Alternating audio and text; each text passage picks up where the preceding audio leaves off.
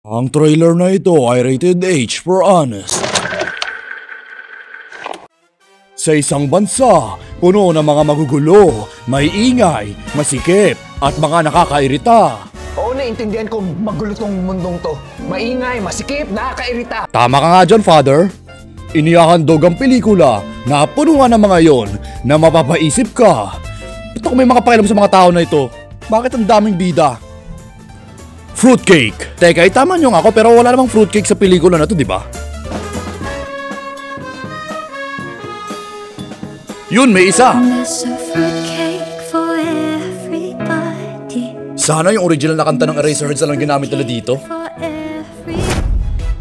Mula sa production company na mukhang tool para gumawa ng AI-generated movies, inihahandog ang pelikula puno ng mga mararaming sikat na mga artista, mga topics kagaya ng contemplating abortion, depression, at content creation? Sa koleksyon ng mga kwento na mapapaisip ka, kailan nila ulit papakita yung dalawang nagkaroon ng awakening?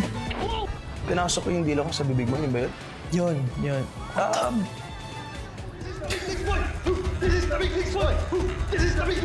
Wala na akong pakialam sa mga ibang mga tao rito eh. Yee!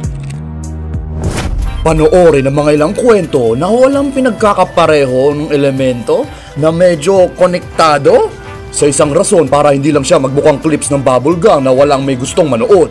Kaya dito naman, yung mga kwento ay, oo nga, konektado siya dun ah.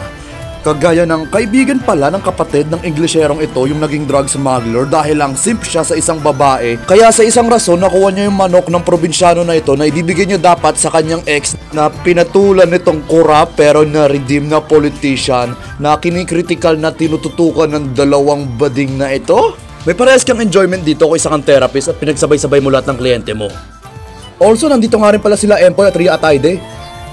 Sana sila na lang yung bida. Papanoorin ko yung pelikula ng ganito at mas magugustuhan ko palalo. Jenny! Ano? Mamaya! Oo nga, mamaya. Sex! Ewan ko sa'yo. Kaya maupo sa isang biyahe na mukhang magandang usapin sa mga totoong lagay at problema ng Pilipinas. Pero puno ito ng mga politikong umaako sa mga comments sa kanya. Ang one-line na LRT2 na nagsimula sa Betty Go Belmonte na umikot para bumalik rin sa Betty Go Belmonte. At itong mga burgis na nakikitira sa mga penthouse na nagko-commute pa ng LRT.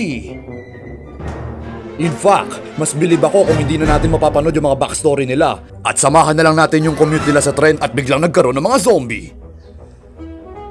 Pwede bang panoorin na lang natin yung Black Z? Nandun rin naman si Joshua Garcia eh. Starring ang mga mas magandang pelikula na pares lang yung mga kwento. Tuhog, Shake, Rattle and Roll 8, LRT, 24/7 in Love, and yung mga ilang holiday episodes ng Pipito Mandaloto kung saan nagpe-play sila ng mga ilang flashback sa mga ilang eksena.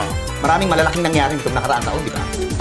Yung mukha ng pamangkin ni Maita, kamukha ko di ba? Kaya lang na hotdog, kamukha na ito. Mag-ingat na lang tayo, masyado tayo naging malapit ng mga aksidente nung nakaraang taon. Dapat ngayong 2019, iwasan na natin yan, ha?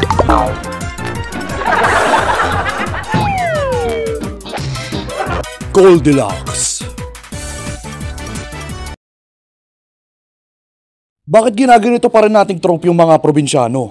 Mas matalino pa kaya sila kaysa sa mga laking Manila? Yeah, yan lang yung mga nararapat sa'yo, mga nagka-class ng stereotypes.